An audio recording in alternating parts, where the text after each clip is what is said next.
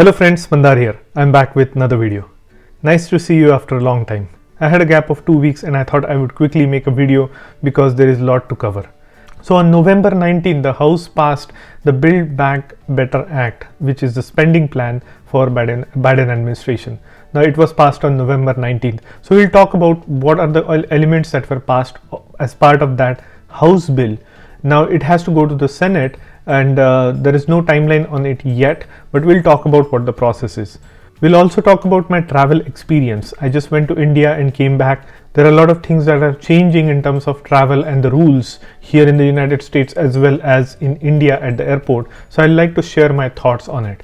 And towards the end, I'd also like to remind you of my giveaway that I'm announcing in the next couple of days. So if you're interested in this topic, watch this video until the end and let's get started.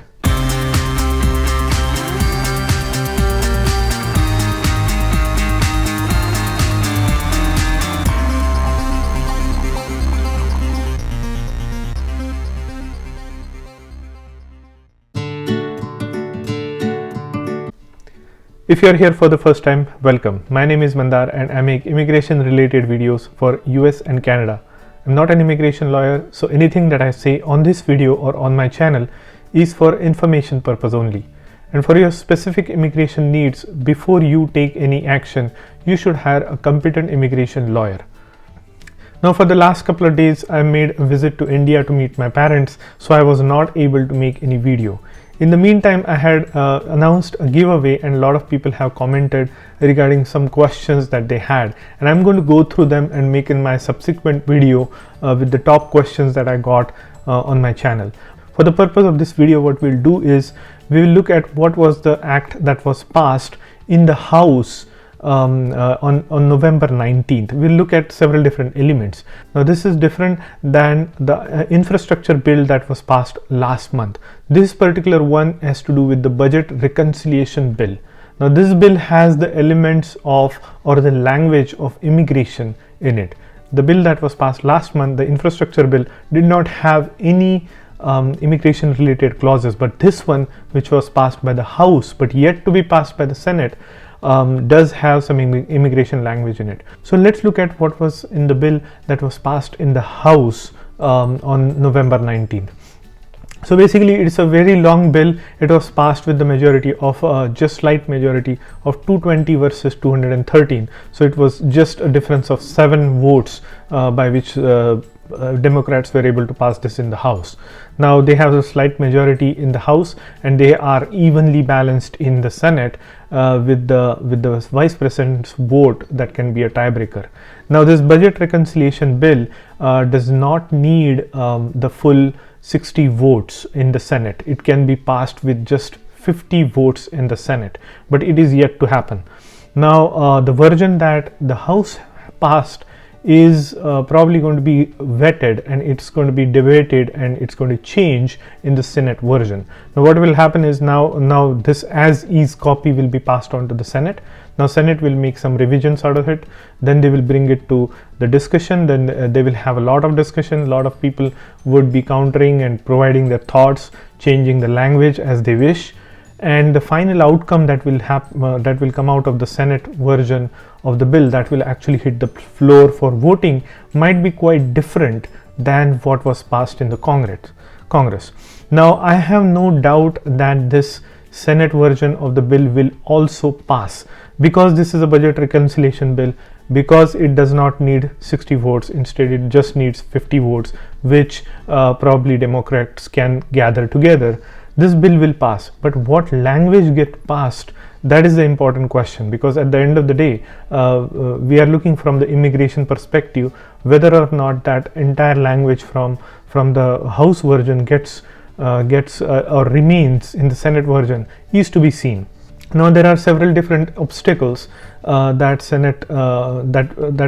this bill has on the Senate floor. The first one is parliamentarian. As in the previous few versions, the Senate parliamentarian tactically removed the immigration conditions or immigration language from these bills. The purpose of this budget reconciliation bill or the spending bill is to allocate money to several different agendas that Biden has, and it has nothing to do with immigration. But if you introduce an immigration language in it, it has to have a significant impact on the budget in order to make it through the Senate parliamentarian. So that's what the parliamentarian is going to look at in this bill. And going by the history, what happened in the first two versions, it wouldn't be a surprise if the parliamentarian removes these immigration clauses from the Senate version of the bill. So we'll wait to see what happens. And then the second obstacle that this bill will face are the moderate Democrats who have problem with several different aspects of this bill. Particularly, Senator Manchin has a problem with this family leave or paid family vacation, which is FMLA basically. And then there are several other oppositions for several different clauses in this bill. So what are the components that were passed in the House? It was 2400 pages document. So if you look at a few of my earlier videos, I made a detailed analysis of what was covered from the immigration perspective in this bill. So 4 weeks of guaranteed paid family leave, family medical leave, and approximately that accounts to like about $800 per week if this bill is passed.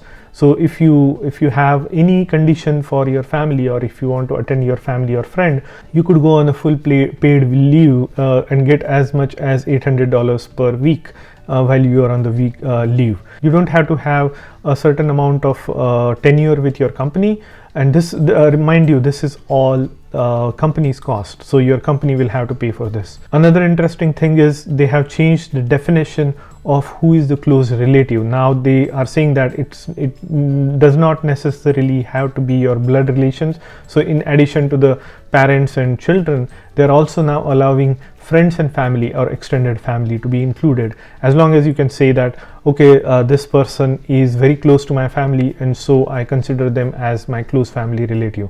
As long as you say that, you could go on 4 weeks of leave fully paid by your company. So that is what is proposed in this bill. In other words, you can just say my friend is sick and I have to attend that friend, and you can go on a 4 weeks leave which is paid by your employer. Now employers are really going to get screwed with this, pardon my language, but the employers are really going to get a hit of it. This is one piece of legislation that is in this bill that was passed in the House.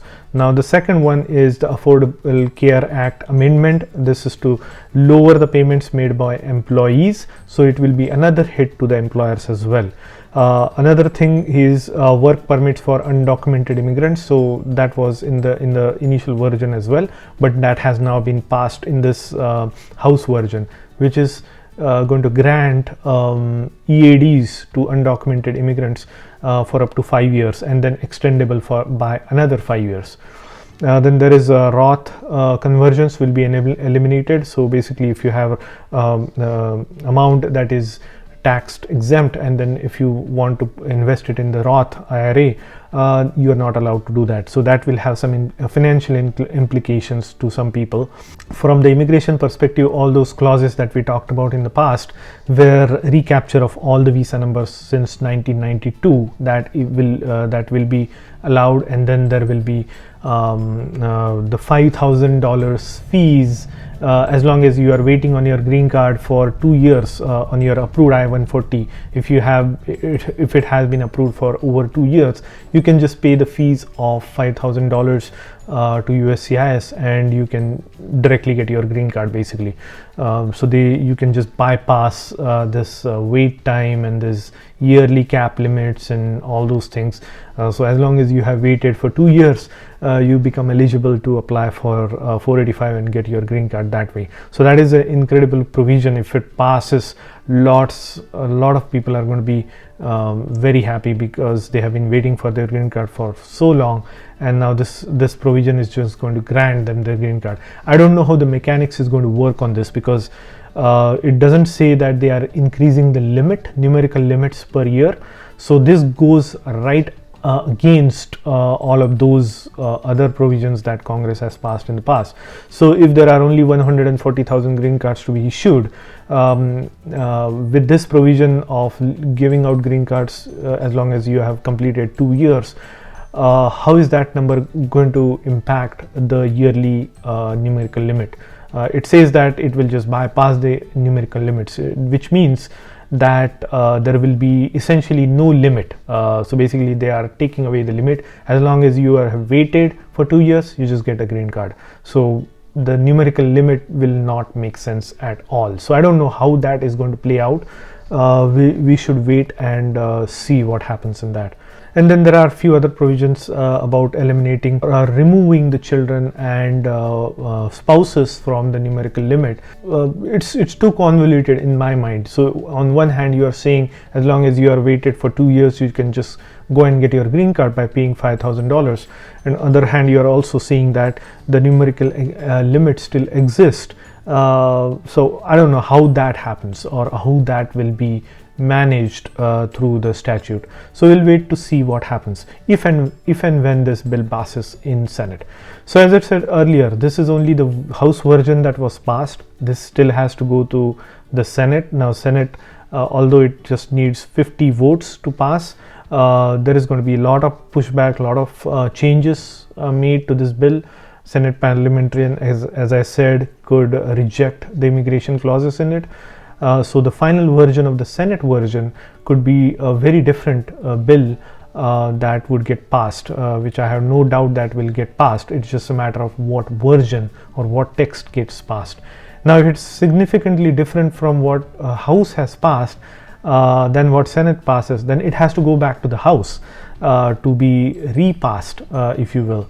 So basically, even if they have passed the previous version, if Senate version is totally different, then it has to go back to the House to be passed again. So there might be a little bit of a back and forth on when this becomes a law.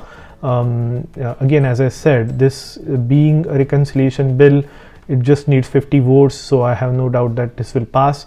So we'll see what text version does finally get passed through this. Now, so I hope you got some gist out of what's happening with this with this budget bill. So now let's talk about the travel. So a lot of people have been stuck in their homes for several months, almost year and a half now. We have our families in India and we haven't been able to visit them.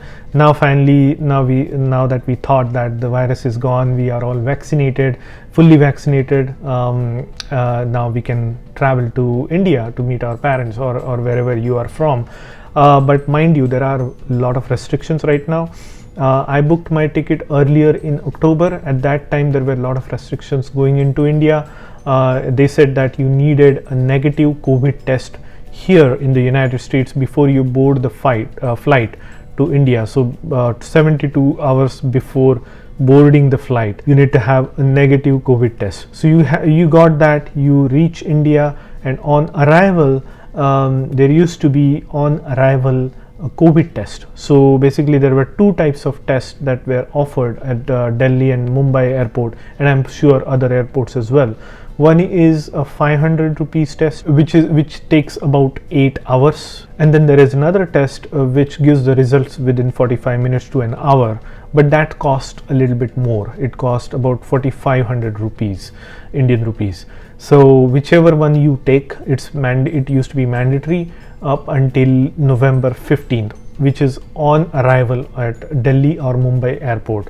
So if you tested negative, then you would be able to go out of the airport or take the next flight to your final destination. But if it comes out positive, then you would be escorted to a designated facility for quarantine until you become negative again. So that used to be the rule until November 15, but I traveled after that. So when I landed in Delhi airport, I got into the line of COVID testing, but they looked at my passport and they said it was not required, because at that point of time US was considered low risk and they waived my COVID on arrival test. So I went to my native place, and before coming back I had to take another test, COVID test in India, which is also to be taken 72 hours before you board the flight back to United States. So that has to be negative as well. Fortunately in India there are a lot of services, a lot of hospitals are providing this home service. So basically somebody comes to your home, takes the swab from your nose and from your throat, and then they go back and they give the result back within 8 hours or 9 hours. So you get it printed, or you can also get it online with a QR code, so which is very convenient. So it's not really bad. And if you forget to take that test, you can always come back to the airport where they have that facility as well, where you can take a negative test while coming back to the United States. Now that's what it used to be.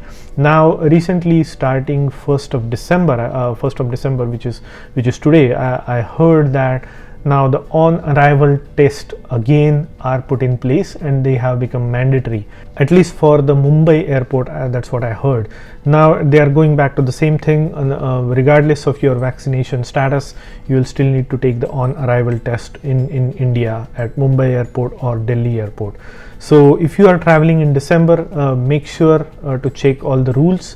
There is also that Air Suvidha portal. Before you leave from the United States, you have to upload your vaccination report, your negative COVID test, and your passport details to Air Suvidha, and get a printout of it in your hand so that you can hand it over to the authorities upon landing. So make sure you do that, otherwise you will be spending extra amount of time at the airport filling out several forms. Another thing to note is you should carry your vaccination report, which you should be fully vaccinated. If you are not fully vaccinated, you will not be able to check in even from the United States going out, and they check that on your way back in Indian airport as well.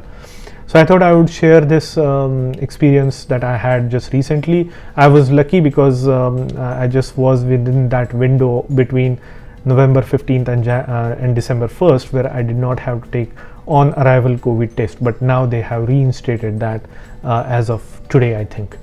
Another thing to note is a lot of people have expressed dissatisfaction with why India is doing this. They are putting on arrival COVID test. It is a waste of money. You have to stay in the line, your kids, and you have traveled for 24 hours, and on arrival it's a real inconvenience, and I can understand that. But if you think about it from India's perspective, they have a lot riding on this, because they have to manage the population of about 1.25 billion people in India. So anything that they can do to avoid the spread, it's justifiable in my opinion. A lot of people say that it's redundant, it makes no sense, it's waste of money, especially with 4500 rupees per person taking that test. I am of that opinion that we should support India's initiatives in this, so that there is less spread in our home country. And secondly, second point that I also want to mention is, you are going from United States after a long time. Your parents are there. They just went through the big COVID wave in April and May time frame. You want to make sure that you are not carrying that bug. Even if you are vaccinated, you could still be a carrier of the virus. You don't want to give that virus to your parents. You are meeting them after a long time. They have made it through this year and a half, so it's better for you to take that test on arrival, just to make sure that you are not infected. So when you go home to meet your parents, you are very clear that you are not infecting them. So that is another way to look at it in my perspective. So that's all I wanted to share about the travel experience and things that you should consider now that it's holiday season. Many people will be considering going to India. I thought this was an important point to share with you. And with that said, I will also like to announce again, as I said in my previous video, I'm giving away this Apple Watch 7 band. This is 45mm silver Milanese loop for 45mm Apple Watch. So I'll be giving this to one lucky winner. I will be selecting this winner by the end of this week. So how can you get into this? You can like and subscribe and post a comment to my video, this video, and I'll also look at the videos since last 2 weeks for your comments and subscribes. So if you haven't done so, please hit the like button, subscribe, and post a comment, and you'll be entered into this lucky draw for this second giveaway that I'm doing. So good luck folks, and if you like the content of this video, please hit the like button and consider subscribing to my channel, and I'll see you in the next one.